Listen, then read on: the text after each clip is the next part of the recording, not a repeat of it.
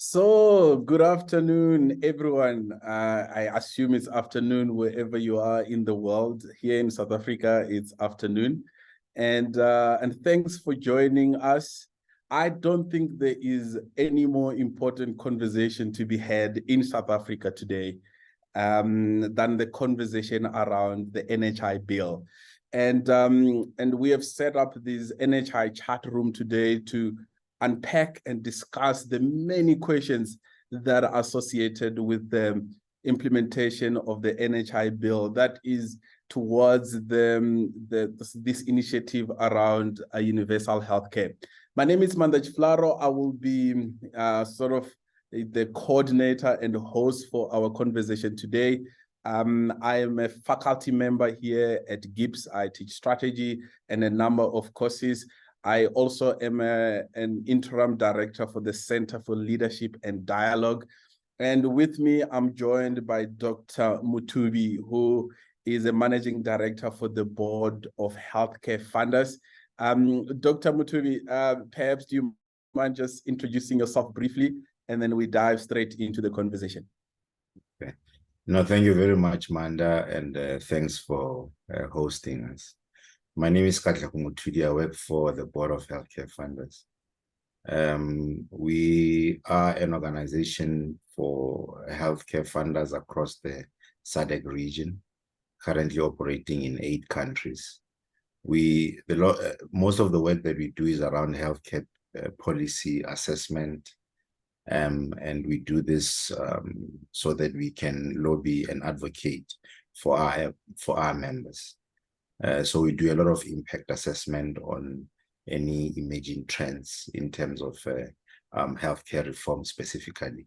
Anything that has an impact on what we call the health citizen within the realm of our organizations. So we will have a look at it and talk about it. Thank you very much. Lovely, lovely. So so if one listens and follows the news on the NHI bill, and just scans the environment, there's a lot of panic, there's a lot of concern, there's a lot that's being raised. And I was fascinated by your article recently, where you kind of say, hey, there's no need for panic. And you probably are the only voice maybe amongst the many that can say that. So I'm first curious to sort of know how could we stay calm in the midst of these discussions.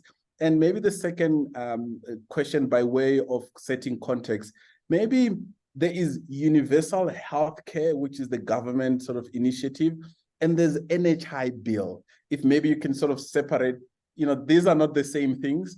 One is a lot broader, and what the bill is about and what it intends to achieve.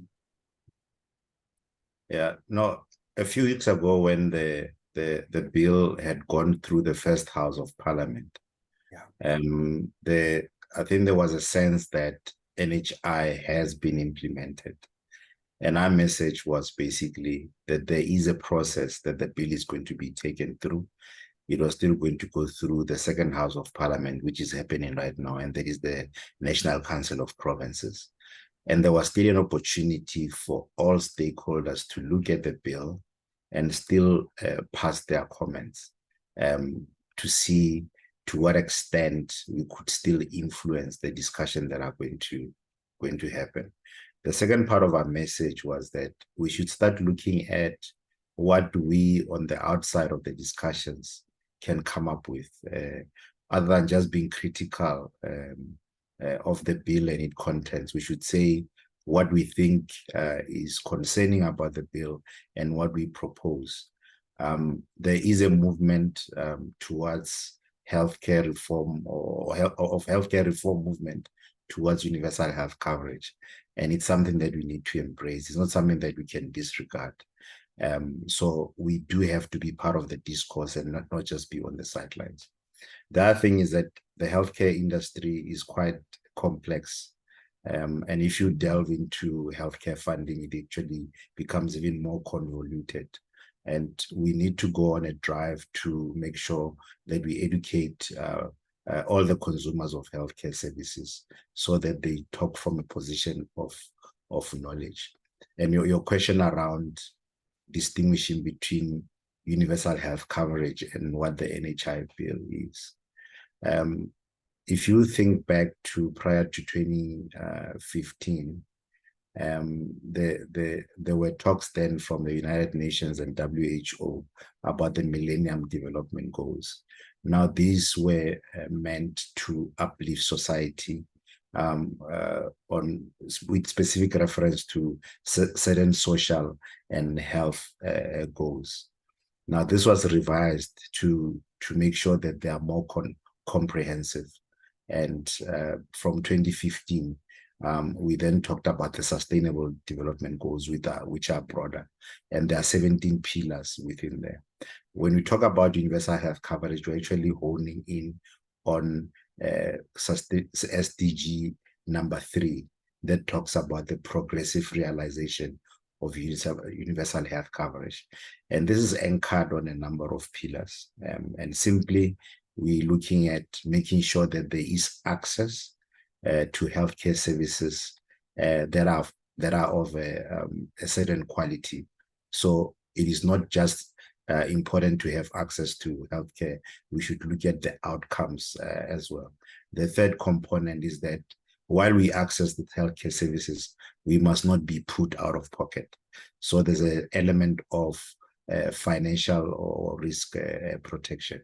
So broadly, when you look at universal health coverage, that's basically what you look at. But there is also then a continuum of care that is contained within there, where healthcare services should embrace both the promotive, preventative elements of healthcare, treatment when somebody has fallen ill, and if you have maybe a chronic ailment that has got complications and you become disabled, there are rehabilitative services that are contained, and then also end of care life, which you call palliative care. So universal health coverage should actually look at all these things. So when you talk about essential services, these are services that people actually need wherever they are without being out of pocket. Now, the National Health Insurance Bill is one, but is one element of pursuit of implementation of universal health coverage. The WHO talks about 6 pillars of a healthcare system that would uphold the move or the progressive realization of universal health coverage. And national health insurance is one of these 6, and it talks about the financial mechanisms of healthcare reform. The others briefly talk about making sure that there's a leadership and governance that guide this process. We have to talk about the human resource element. We have to talk about medicines and technology. I've mentioned the financial mechanisms, etc. So just to contextualize what NHI is. So what we've been debating really is the law that put into effect the financial mechanisms of universal health coverage. Lovely, lovely. No, thank you so much for that context. Now, if we can dive in, because there's this big buffalo issues that are being raised, and if one was to categorize them, I think there's about 5 or 6 major conversations that are on the go. The first one, which is a natural one to ask, is how can we fund this NHI if it was to be implemented? And number 2, perhaps linked to that, is are there other models outside of South Africa, maybe that have used different funding mechanisms to kind of implement these successfully? So there's a whole host of questions that just speaks to funding. And in your view, how could this be funded? I think there are 2 main categories. If you look at the funding, there is one where which our government has embraced, where they talk about the single fund, single purchaser of healthcare services. And that puts government central to everything. and that is done usually through taxation. But even within that, there are various things, and I think we'll talk a bit about that.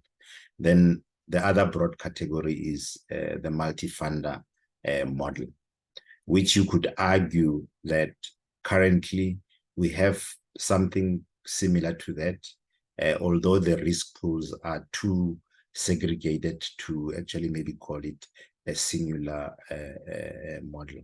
Now, if you look at the multi-funding, various countries have deployed various mechanisms. You could look at private insurers, almost similar like medical aid or what they call health insurers in other countries. Or you could also have employer-funded schemes. You've got a combination of such things. For example, in Brazil, you have one such models where there are three main funding mechanisms, and the employers have got a role to play. So I would say broadly that those two broad categories where you've got mainly or only from taxation or multiple funding streams, including private insurers as well as employers. Yeah. Lovely. And now for the bill being proposed, how do you foresee the impact on the medical schemes currently? It's quite difficult, and I'll explain why. Because when we assess the bill, it's a legal document, but it's peppered with policy wording. So there's a lot of uncertainty in terms of what things actually mean. But what the main message from the bill is that, and this is captured in section 33 of the bill, that says that once the fund, that is the NHI fund, is fully implemented or operational, medical schemes will be relegated to providing complementary healthcare services, or will complement whatever the fund does not provide. So anything that the fund pays for and caters for, medical schemes would be able to do that.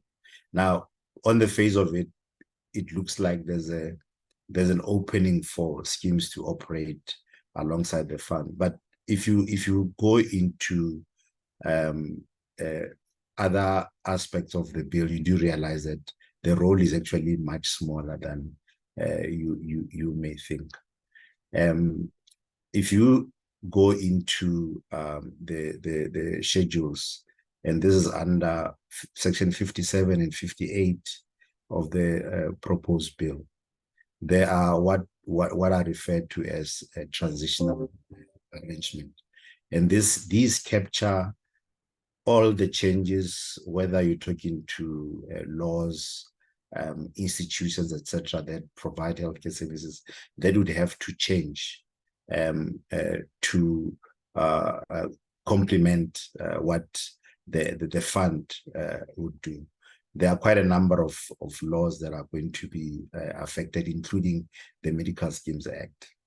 The main thing that comes out of those changes, especially in section 58, it changes the definition of the business of medical scheme and aligns it to what section 33 says, for schemes to only provide complementary healthcare services.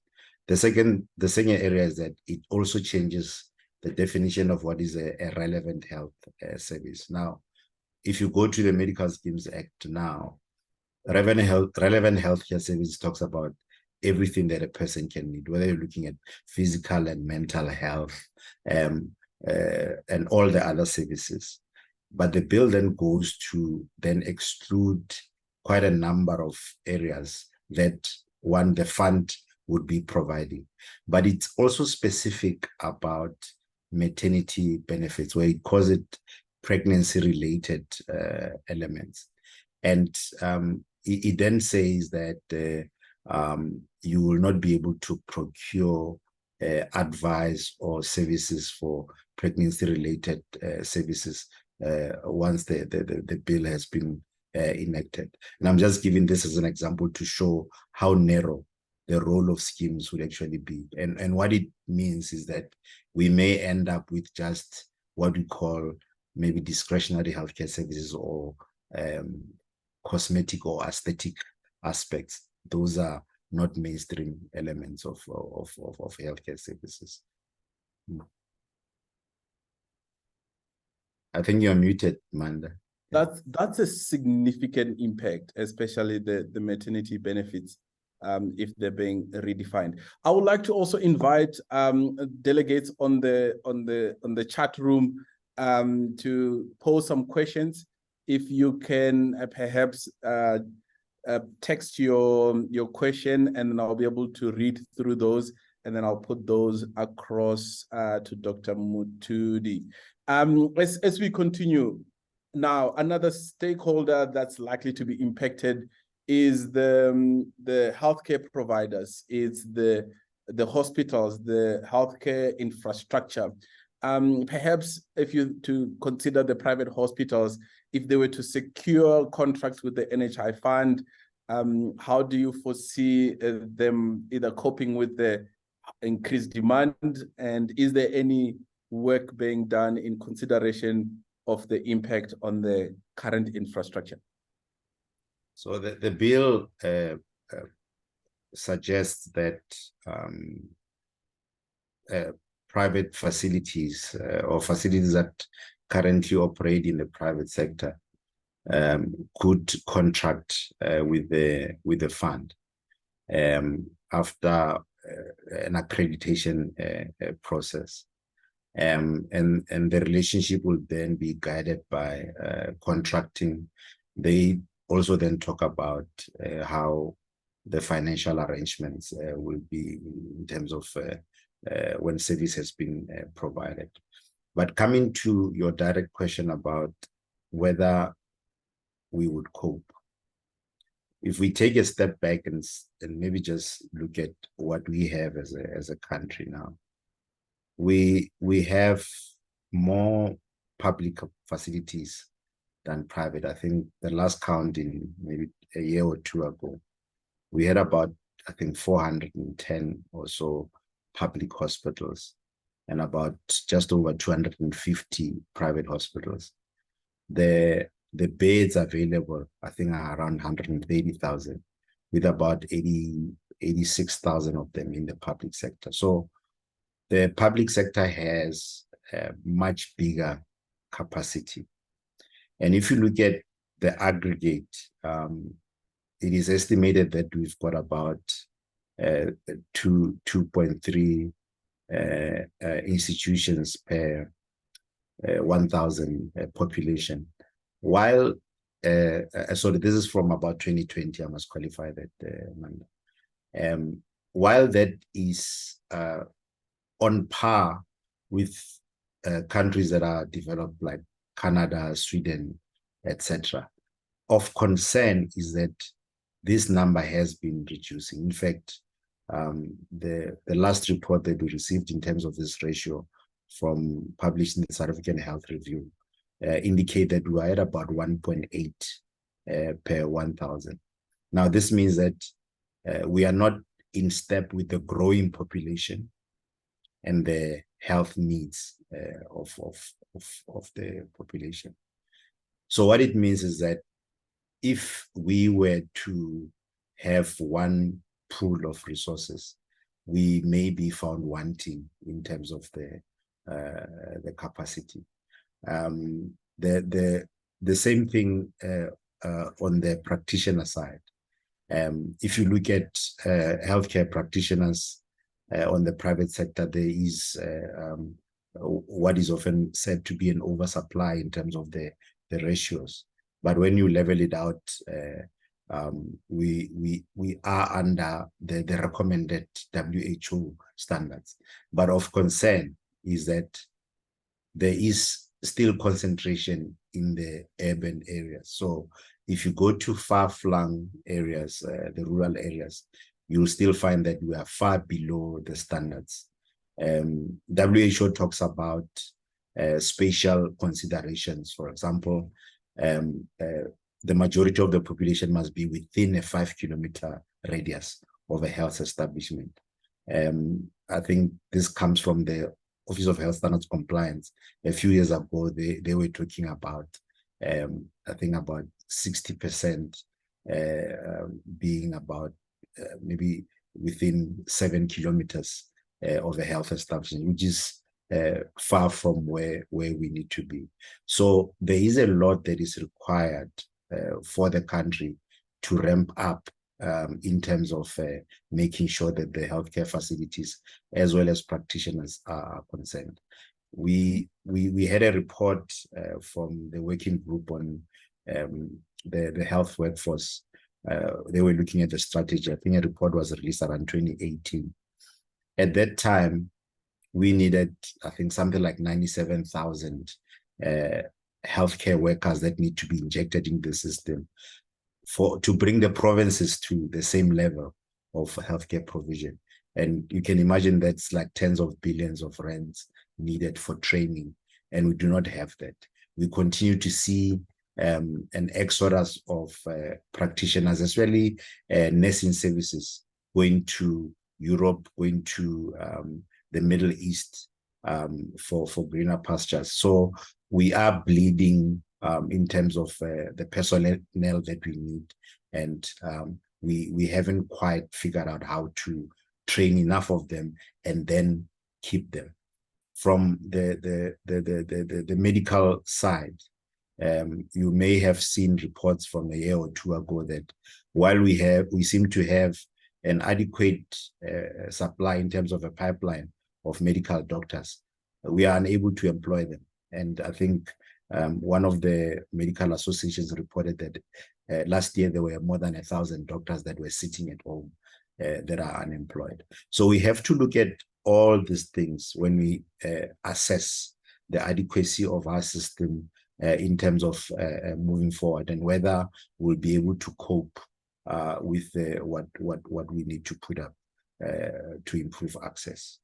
Sure. Thank you so much. I see a number of comments and questions.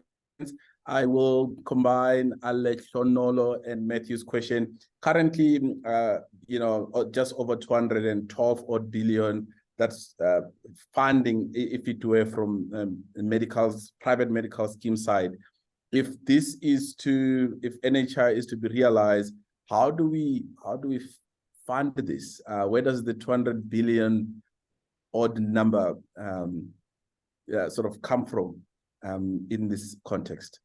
And maybe the main questions from some of the questions we've received, there's like just a number of questions on taxation implications. So if we could dive straight into South Africa specific context with where we are from a fiscus, etc., and the current sort of gap that might be opened up through the NHI implementation, where does the money actually come from? Good question. I think it keeps us, a lot of us, awake at night. But if you look at the question of how healthcare is currently funded, there's about 550 or so billion that is in the system. And this is divided, I think around 250, 260 is what is allocated from the fiscus to the Department of Health. And then you've got medical schemes, maybe around 230 billion, right? And then you've got employer-funded health schemes. You've got the compensation fund, you've got road accident fund, etc. The question that you'd ask yourself is whether that 500 plus billion actually affords us adequate healthcare services. And your answer would probably be no, because there is already rationing.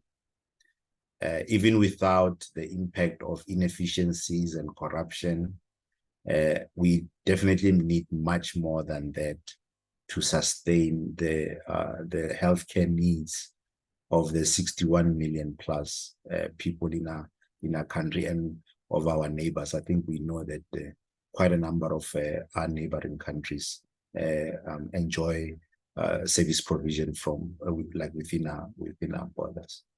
So when the NHI was being contemplated in the early 2010s through the green paper and the white paper, some, and I would call them guesstimates, were made. And they were also based on what the national healthcare budget was at the time. It was estimated that we probably won't need more than 300 billion to run NHI, which is, I think, far lower than what we see. So the 200 plus billion that is seen as a shortfall that is talked about today is loosely based on the money that is circulating within the medical aid sector. The wrong assumption is that you can shift those contributions into the NHI. That is impossible because those are after-tax rents that people pay voluntarily into the system. We can have arguments about the tax credits that come back, but this is after-tax contributions that South African pay, and I think it's over, I think just over 4.2 million South Africans that pay for their own healthcare. So let's say we take the department 250 billion and then we agree on the shortfall of 200 billion or so that is needed to prop up the system to fund the NHI. Where does it come from? And what the NHI bill suggests is that there will be general taxation, there's payroll tax, there's a surcharge on income tax.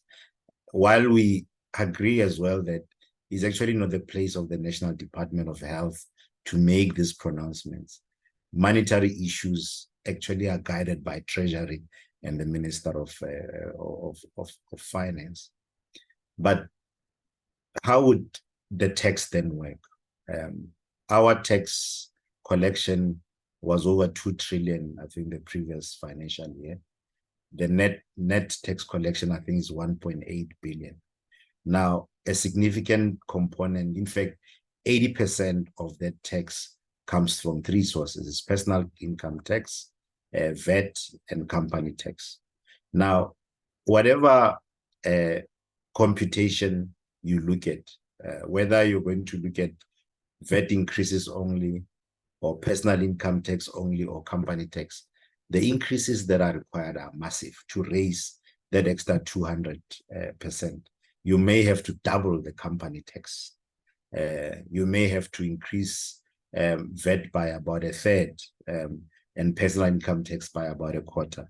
None of those are actually encouraging numbers, and it's worrisome.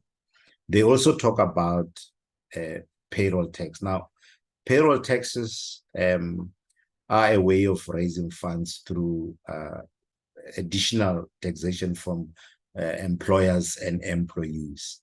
Now, through presentations that we've had from the Department of Health, they're talking about potentially a 5 to 6% payroll tax split unequally between employers and the employees, something like a 5-to-1 split. Now, that is something that has been done in other countries, and payroll taxes are not new. We have some elements of those. If you think about how we fund UIF, how we fund compensation fund, how we fund our pensions, for example, it's a form of that. In certain countries, the developed countries, they talk about payroll taxes being about 30% of the taxation or payroll, and then developing countries maybe 15 to 20%. But what we've also seen, and there are some papers that are written, I think a case study was made of Colombia in the like around 1993 when they implemented their social security reforms, and they implemented payroll taxes, I think, of about 10% or thereabouts.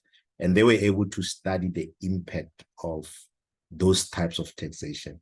And it puts additional burden on the employer as well as the employee. Sure. It gives a rise to the cost of employment, which eventually leads to a reduction of the employer's capability to employ more people. So it might lead to job losses. To the employee, it means your take home is negatively impacted. In fact, the figures that came from this World Bank paper from 2001 talks about for every 10% increase in payroll tax, you see almost a 5% reduction in employability. So those are some of the things that concern us when we look at how the NHI could be or would be funded. And I think we've heard the Minister of Finance already saying that there isn't any money. In fact, government is on cutbacks right now to make sure that we have some money for services. Now, having said that, I spoke about the 250 billion rand that the government has every year. Yeah. The majority of that goes to provinces, and sure, only a little, I think about 5 billion stays within the National Department of Health. So the suggestion is that there should be centralization, which means taking away some of the equitable shares from the provinces into the pot of the fund. Now, if you consider that the provinces, and if I can remember the figures, provinces like Limpopo spend up to 60% of their equitable share on salaries. Sure. What are you going to take back? There's also an issue around medical legal cases, that there are provisions that are made for this that are significant. I mean, the figure that the Auditor General published, I think, was about around, for the country, about 140 or 114 billion rand that we have to make provision for. And if you think about also how our own inefficiencies in handling the pest has resulted in accruals that we need to take care of for services not paid for in prior years. A lot of the provinces end up with very little money. And that 250 billion rand that is there is immediately taken up by all these debts and other liabilities that we need to take care of. So for us to fund the NHI is going to take quite a lot. And I don't know if it's possible to do it almost immediately. The last thing I want to talk about in terms of this that has been topical are the medical tax credits. Now, these were implemented to encourage people to take up private healthcare cover to reduce the impact on the state. And there has been reform. I think initially it was proportional to your contributions, but they realized that it was aggressive because it means those that were like highly paid could get more than the counterparts. Now, around 2011, this was amended as a tax credit, which would then benefit lower salaried employees more than those who are high earners. And that has worked. And if you take away the tax credits, the global figure is not impressive. It's about 36 billion rand. But for individuals, it actually can be significant. And some, I read a publication recently that if you take this, you could very well be taking away more than 15,000, 20,000 rand potential rebate from a lot of people annually. And what that would do, if it's done now before we reconfigure the healthcare system, a lot of people will fall off medical schemes. And that pressure that was being avoided by encouraging people to go onto schemes will then be negated. We'll have people going to the States for their healthcare services. And I mean, you shared quite a bit, and I see the sentiment on the chart as well. I think there's a sentiment that we simply cannot afford this, and there's there's one note by Walter also around the main elephant, which is always in the room, around corruption. And if we were to pull all these funds and to be controlled centrally, how might corruption be avoided? Yeah, it's worrying. Remember, in the initial minutes of our discussion, I spoke about the other important cogs in this wheel. One of them was leadership and governance. Everything rises and falls on leadership. If we do not have the right people in place, and also the right policies and protocols and controls that would guide what they do, we are in trouble. It means that whatever money we put together, whether it's 400 or 500 billion, is at the mercy of a group of people that could very easily ensure that healthcare services are not delivered. And I think that's a risk, and that's why a lot of us are advocating for a multi-funder system. And we think that we're not saying that the system is not broken, whether you're looking at the private side or the public. Healthcare reform needs to happen. But we can do that without introducing many other risks, such as what you've just alluded now with regards to corruption. I think we're still fresh from COVID and what has happened. There are still cases that the SIU and the courts are looking at from people who dip their hands into the cookie jar when the whole country was in need. With all the sentiment and the many concerns raised, do you see any positives in the current bill as it goes to the vote? The bill is problematic, and maybe let me go back to what I said about universal health coverage as part of the Sustainable Development Goal. This is something that we cannot not do. We have to reform our healthcare system, and let me talk from the side of medical schemes. Medical schemes, because of structural issues pertaining to the laws that govern us, are in a curative or hospice-centric model, which means that we wait for people to be sick before we look after them. And that is not great. We have a non-communicable diseases that are growing in terms of prevalence.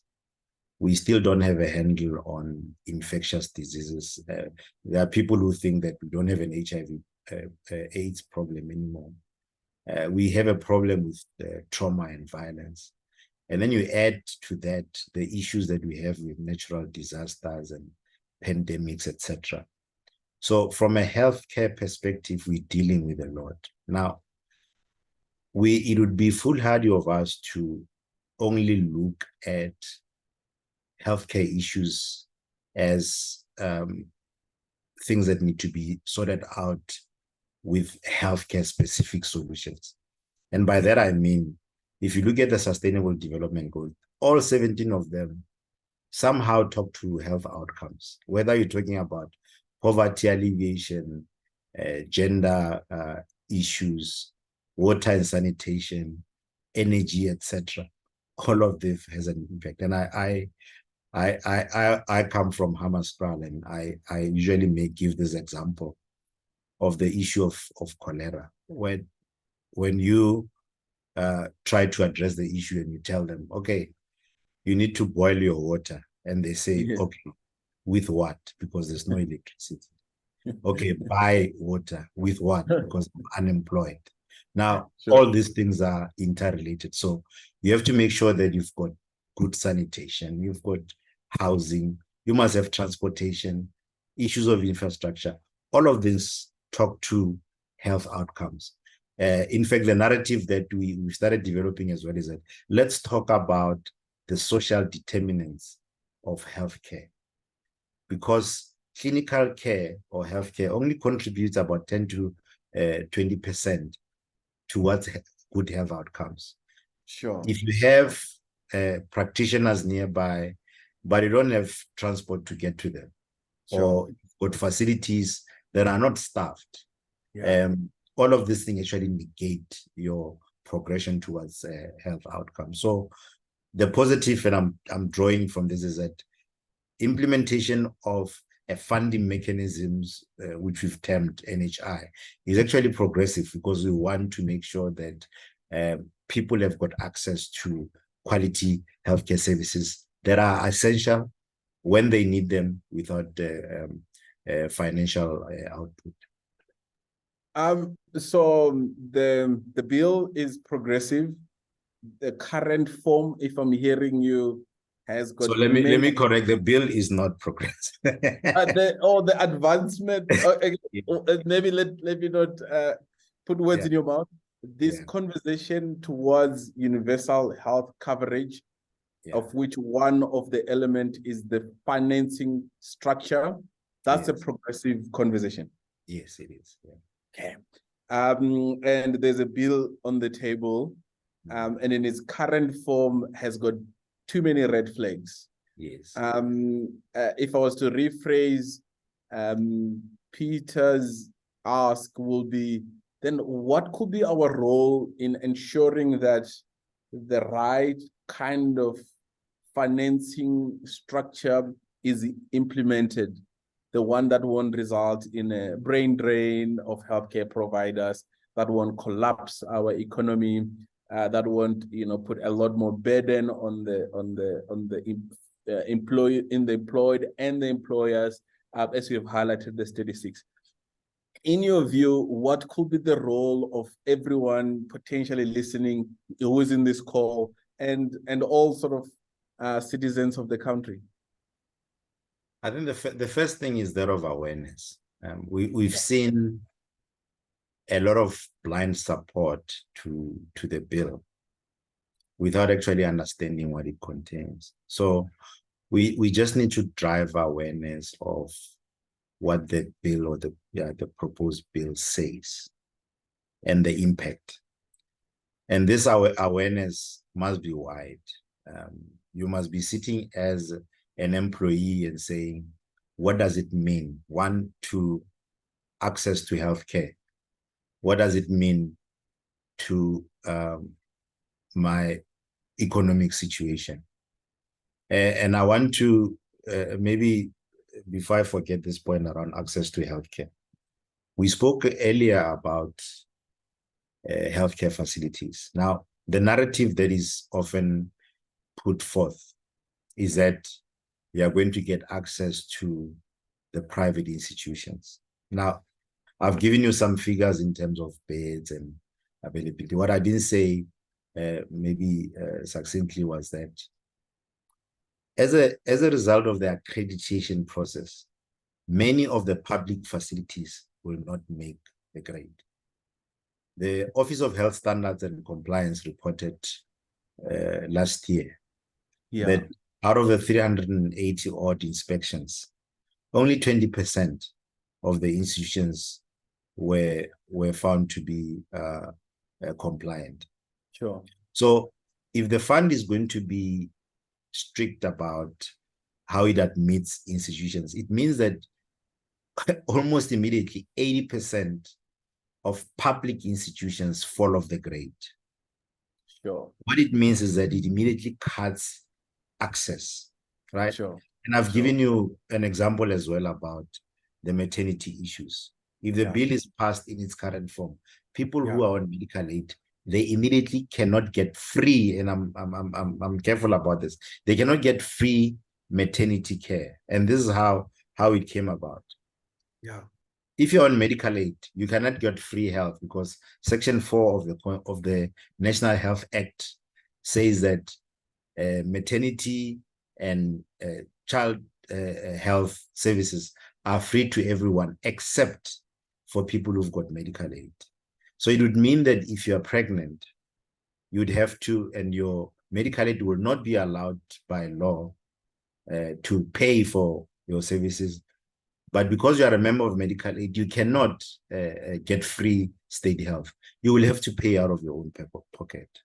So the issue of how the bill impacts access to healthcare services should actually be considered by everyone. That's if you are a employed. If you are an employer, what does it mean to you? Yeah. You might be exposed financially. I've spoken about the many taxes. If VAT goes up, you are impacted. If a company tax goes up, you are impacted. If there's payroll tax, you are impacted. But there are other unintended consequences. The bill amends some of the employer healthcare services related acts, like the ODIMWA, the one for mining, COIDA, right? Once you are injured or ill from an occupational disease, you have to get funding from the national, the NHI fund. What it means is that you will have to join the queue for services. It means that return to work for employees can actually be delayed. I mean, you've heard about surgeries at a lot of the tertiary institutions in the public sector. People wait for months, if not years, for surgery. So if you are an employer and you've got an employee who's injured, you cannot wait a year or two. And what we see experience from other countries is that people are usually flown in by their employers to seek healthcare services to fast track their return to work. Now, I've mentioned the financial exposure. It would mean over and above everything else, you still have to pay for additional services. And also, your employees will still be on medical aid, whatever form it will be. Remember, medical aid subsidies are bargaining council outcomes. Employers are required to still pay for it. So there is quite a lot. So, and I'm giving you detailed examples on these two, just to highlight the fact that we need to interrogate the bill generally, but also specifically from our own vantage points to see the impact. And then once we have that awareness and knowledge, we need to comment. It's a pity that now we cannot comment anymore to Parliament, but the president has not signed. So there is still an opportunity to lobby through business, through labor, through other entities, if you want to make a particular statement.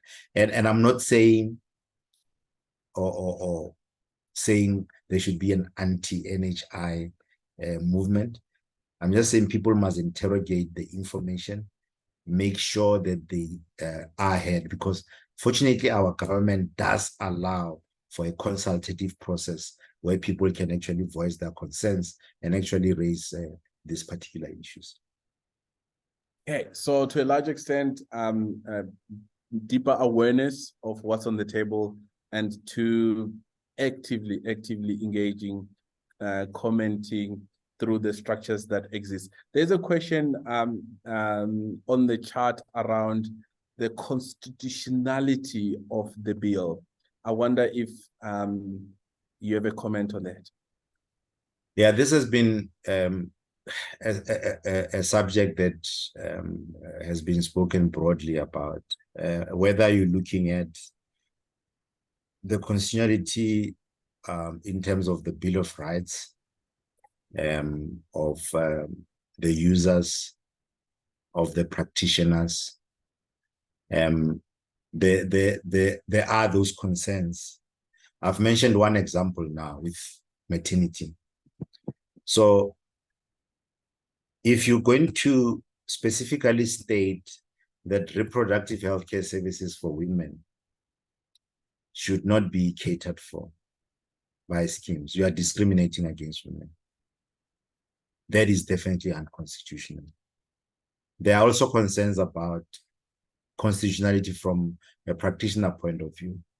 There's quite a detailed process. You must get accredited, then you can get contracted.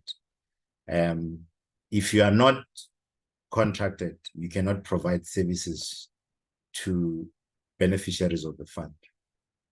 On the reverse, beneficiaries of a fund cannot get access to practitioners who are not accredited, doesn't that prohibit practitioners from practicing their craft?